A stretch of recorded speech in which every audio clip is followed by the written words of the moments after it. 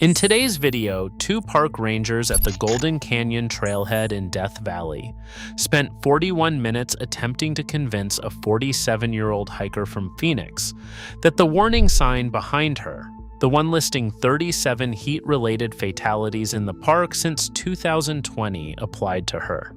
She told them she had read about heat illness on Facebook. She said she would be fine. She handed her phone to the younger of the two rangers and asked for a photograph in front of the sign. He took it. The photograph was recovered from her phone 4 days later in a sealed evidence bag at the Inyo County Coroner's Office, and what the senior ranger saw on the screen when she scrolled to it is something she has not been able to describe in a debrief without stopping.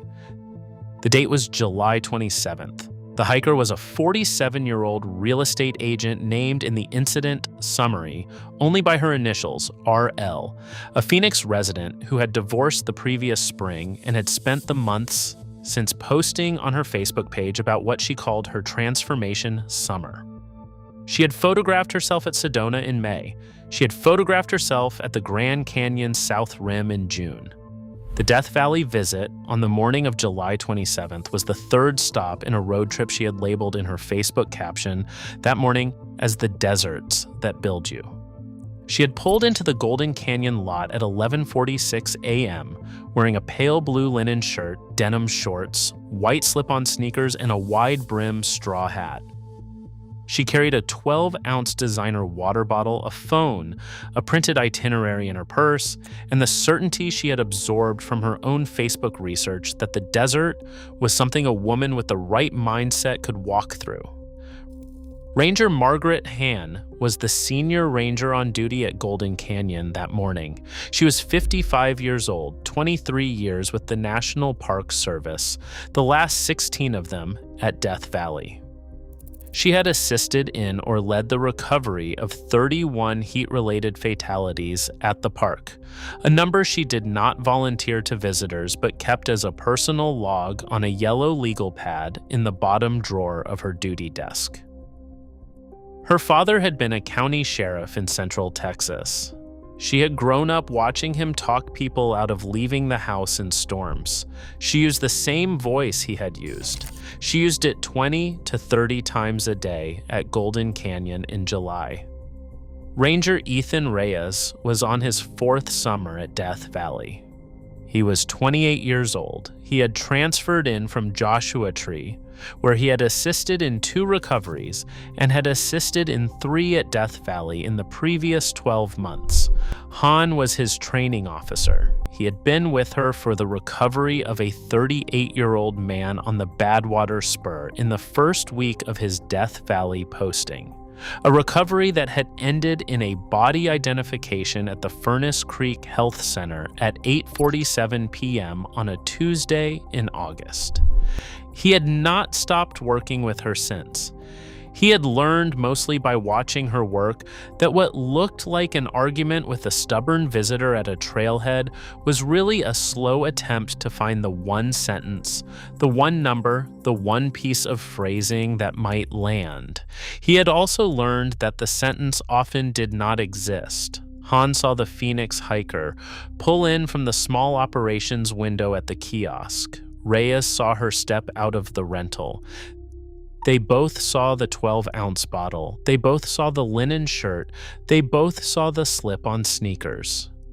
Hann said, without turning her head, "You take her." Reyes said, "Okay." He went out. He walked over and introduced himself. He asked her where she was headed. She said she was hiking Golden Canyon to Red Cathedral and back. The round-trip distance was 3 miles. The recommended morning carry was 2 liters of water minimum. The recommended afternoon carry after 11 a.m. in July was 3. Reyes asked her how much water she was carrying. She lifted the 12-ounce bottle and shook it. He asked her if she had read the trailhead board. She said she had. He pointed at the laminated sign behind her, the one with 37 names on it, and asked her if she had read that one. She said yes. She said she had also read several articles on Facebook about heat acclimation. She said she was acclimated. She said she had driven through Phoenix on a 113-degree day the previous week with her car's air conditioning off deliberately as preparation. Reyes did not laugh. The training officer who had broken him in 2 summers earlier had taught him not to laugh at a refusal, even when the refusal was funny. He asked her how long she planned to be out. She said 2 hours. He told her the average pace for a fit hiker on the Golden Canyon to Red Cathedral round trip in July afternoon conditions was 3 hours minimum. He told her her 12-ounce bottle would last her about 35 minutes at her body weight. He told her the trailhead temperature at 11:50 a.m. was 116 degrees Fahrenheit, with surface temperatures on the canyon floor projected to reach 140 by 2 p.m. He read her the standard refusal language. He asked her to sign the advisory form. She did not sign it. She told him she had not come all the way from Phoenix to be told by a man in his 20s what her body could do.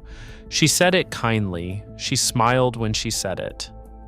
Reyes did not respond. He waited. Han came out of the kiosk at that moment and walked over to join them. The exchange continued for another 27 minutes. Han tried 4 different approaches. She tried the medical one, the body mechanics explanation of why ambient temperature above 104 degrees overrides cardiovascular fitness. She tried the case history one, naming the 3 most recent fatalities on Golden Canyon by their occupations and ages and approximate fitness levels, 2 of them women in their 40s, one of them a former military officer. She tried the geographic one, pointing out where on the trail each fatality had been found, and where the cellular signal dropped, and where the nearest water source after the trailhead actually was. Which was the trailhead. She tried the directive one, the one her father had used in Texas, telling the hiker not as a request but as an officer of the federal agency that managed the land that the hike was not safe and that she was strongly advised to turn around. Each approach landed and slid off. The hiker said she would go in slowly. She said she would turn back if she felt anything. She handed her phone to Reyes and asked him to take a photograph of her at the warning sign. Reyes looked at Han. Han nodded once. He took the photograph. He took 2. He handed the phone back. The hiker smiled at both of them. She walked into the canyon at 12:31 p.m. Han and Reyes watched her go. They exchanged a look. Han turned back to the kiosk. Reyes wrote down the time, the vehicle plate, the water carry, and the refusal of the advisory form. He set his phone timer for 90 minutes. Han had seen this exact sequence 67 times across her years at Golden Canyon. 48 of those 67 had returned to the lot under their own power, sometimes shaken, sometimes apologetic, sometimes still defiant. 12 had been recovered alive but in distress. 7 had been recovered as fatalities. 3 of those 7 had refused to sign the advisory form at the trailhead. The Phoenix hiker was the 4th. Han noted it on the yellow legal pad. The first mile of Golden Canyon runs east up a wide wash bracketed by canyon walls that rise 60 feet on either side. The hiker logged the first mile in 38 minutes. She drank from the bottle 3 times. By the time she reached the spur for Red Cathedral, the bottle was empty. The trailhead conditions at 1:24 p.m. registered 117 degrees Fahrenheit at the kiosk thermometer. The canyon floor where she stood would have been registering between 122 and 126 degrees Fahrenheit. She was at 0.8 miles in with no water in temperatures 40 degrees above her body's natural set point. She did not turn around. She climbed up to Red Cathedral. At the Red Cathedral overlook, she sat down on a flat sandstone slab. She took a photograph of the red rock face above her and posted it to her Facebook page with the caption, "Desert Breakthrough." The post timestamp was 1:11 p.m. The post received 11 likes in the first 10 minutes. She did not respond to any of the comments. Her phone, when later recovered, showed cellular signal had dropped at 1:14 p.m. The last post was the last digital sign of her movement. Reyes's 90-minute timer hit at 2:01 p.m. The hiker did not appear at the trailhead. He looked at Han.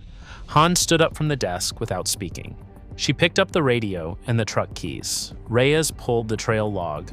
The two of them loaded 6 liters of water, an IV electrolyte kit, the canyon litter, a cold pack cooler, and a thermal blanket into the service truck and drove the access road toward the canyon mouth at 2:14 p.m. Han drove. Reyes ran the radio. The radio call to dispatch was placed at 2:15 p.m.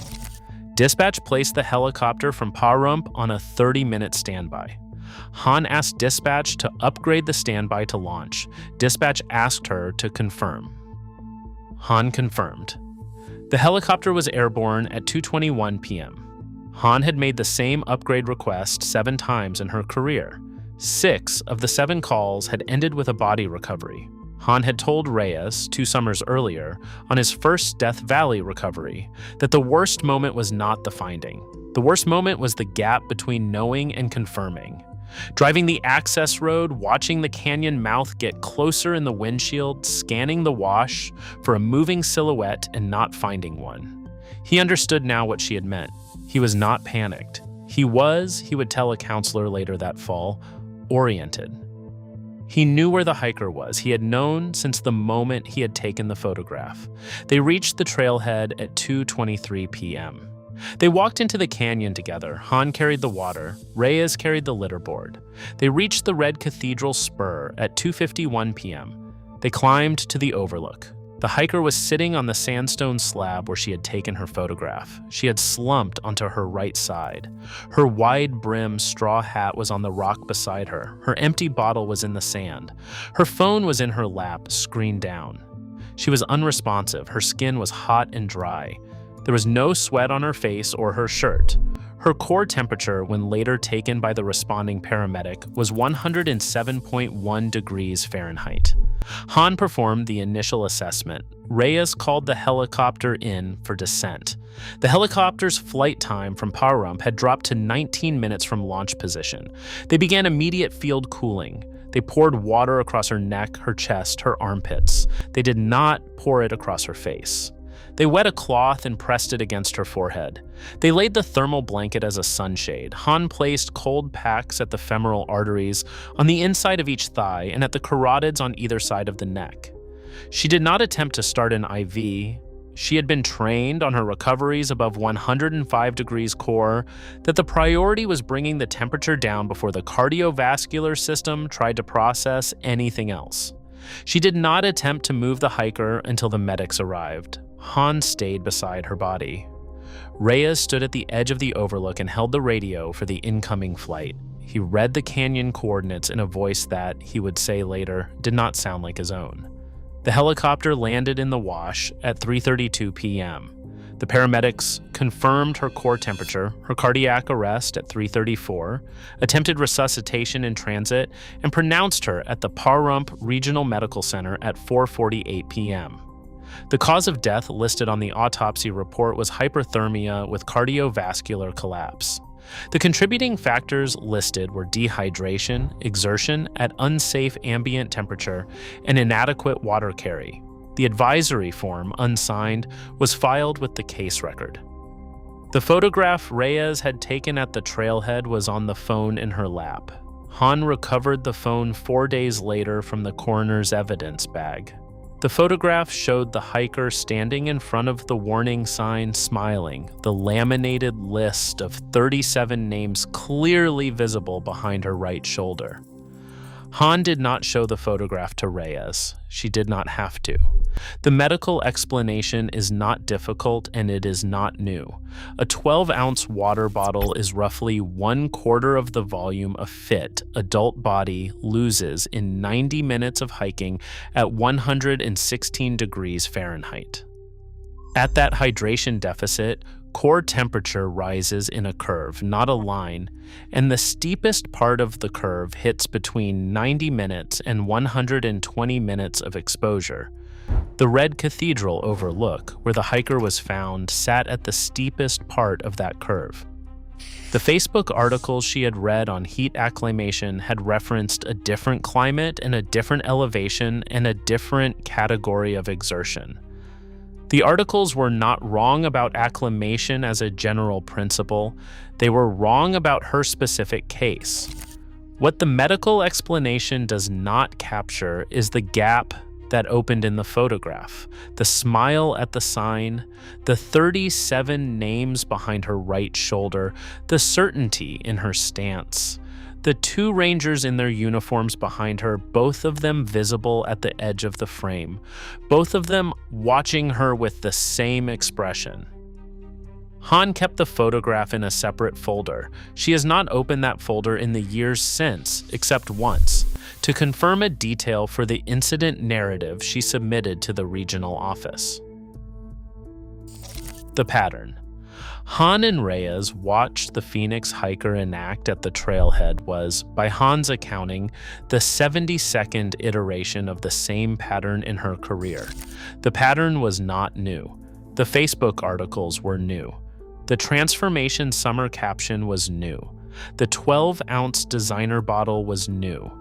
The structure underneath them was the same structure Han had watched fail in the early 2000s, when the refusals had cited different research and different beliefs, but the same certainty that the desert could be reasoned with. Margaret Han retired at the end of that summer. She had filed the paperwork in May, before the Phoenix recovery. She did not delay it. She handed the trailhead duty over to Reyes in October. She drove out of the park employee lot on a Thursday morning with her father's old county sheriff jacket folded on the passenger seat, the legal pad sealed in a manila envelope on top of it. She did not give the legal pad to Reyes. She told him to start his own. Reyes is the senior ranger at Golden Canyon now. He keeps his own yellow legal pad in the bottom drawer of the duty desk. He has added 4 names to it since Han left. He has had 2 refusals of the advisory form in the last month alone. The number on it grows. The pattern continues. The advisory form is still voluntary. The deadliest hour at Golden Canyon is not the hour the temperature peaks. It is the hour at the trailhead, when 2 rangers stand at the kiosk reading the same warning to a visitor who has come prepared by a different source. And the visitor smiles and asks for a photograph, and the rangers know already that the photograph will outlive the visitor. The Phoenix hiker's photograph outlived her by 98 minutes. Thanks for watching. If you want to see more, click on your screen.